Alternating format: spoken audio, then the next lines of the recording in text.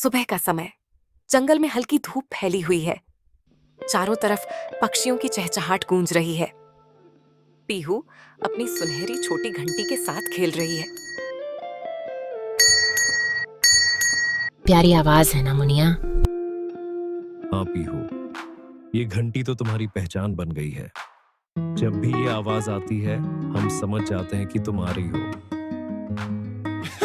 और जब तुम सोती हो तब भी इसे अपने पंखों के पास रखती हो, कहीं कोई सपना में भी चुरा ना ले। हाँ, ये घंटी मेरी सबसे प्यारी चीज है। इसे मैं कभी खुद से अलग नहीं करूंगी। तीनों दोस्त हंसते हैं और खेलते हैं, लेकिन पास ही एक पेड़ की शाखा पर बैठा काला कुआ कामवा उनकी बातें सुन रहा होता है। उसकी नजरें चमकती हुई घंटी पर जमी होती हैं।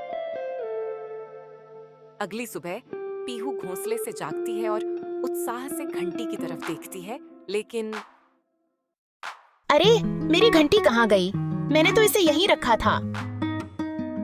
वह चारों तरफ खोजती है। पंखों से अपने घोंसले को उलट पलट देती है, लेकिन घंटी गायब हो चुकी होती है। मुनिया, टुनटुन, जल्दी आओ, मेरी घंटी गायब हो गई। मुनिया और टुनटुन तेजी से पीहू के पास आते हैं। क्या? लेकिन वह तो तुम्हारे पास ही थी ना। लगता है ये कोई मामूली चोरी नहीं है। हमें इसका सुराग खोजना होगा। पीहू, मुनिया और टुनटुन मिलकर जंगल में सुराग ढूंढने निकलते हैं। तीनों दोस्त जंगल में इधर-उधर खोजबीन कर रहे हैं। तभी टुनटुन को एक पेड़ के नीचे कुछ चमकता हुआ दिखता है। अरे ये देखो, ये घंटी का एक छोटा सा टुकड़ा है। ओह, इसका मतलब कोई इसे यहाँ से लेकर गया था।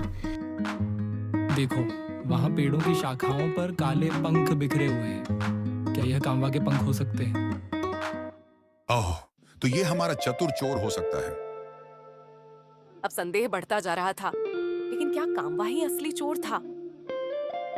जब तीनों दोस्त सुराग खोज रहे होते हैं, तभी पास के झाड़ी में कुछ सरसराहट होती है।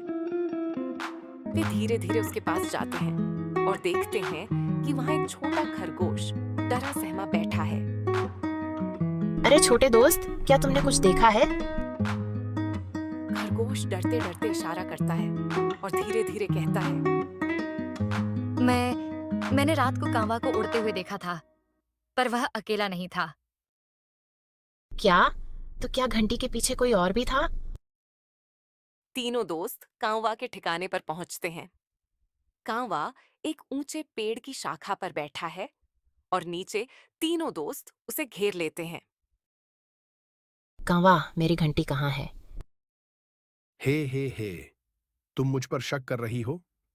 मैं तो हमेशा से अपनी चमकदार चीजें खुद इकट्ठा करता हूं, लेकिन इस बार तो मैं खुद मुसीबत में हूं। क्या मतलब? किसी ने मुझे बेवजह फंसा दिया है। हाँ, मैं चमकती चीजें पसंद करता हूं, लेकिन इस बार असली चोर कोई और है, और वह बहुत खतरनाक है। इतने में तेज हवा चलती है और दूर से किसी की डरावनी हंसी सुनाई देती है। हाँ हाँ हाँ, क्या तुम सच में सोचते हो कि यह सिर्फ एक चोरी थी? ये तो सिर्फ एक शुरुआत है। तीनों दोस्त और कांवा चौंक कर इधर-उधर देखने लगते हैं। तभी एक बड़ी झाड़ी से एक मोटा भूरे रंग का जंगली नेवला निकलता है। उसकी आंखें चमक रही थीं। इस घंटी की आवाज में एक खास जादू है, जो जंगल के गहरे रहस्यों को जगा सकती है। मैं इसे अपने लिए चाहता हूँ। यह घंटी मेरी है। इसे चुराने का तुम्हें कोई हक नहीं। हाँ, और हम तुम्हें इसे ले जाने नहीं देंगे।